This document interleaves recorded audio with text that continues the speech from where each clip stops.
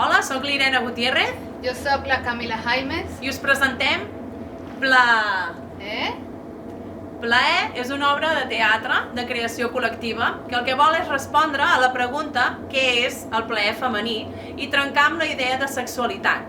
A través del teatre hem investigat els diferents plaers, plaers quotidians, plaers efímers, plaers a través dels sentits.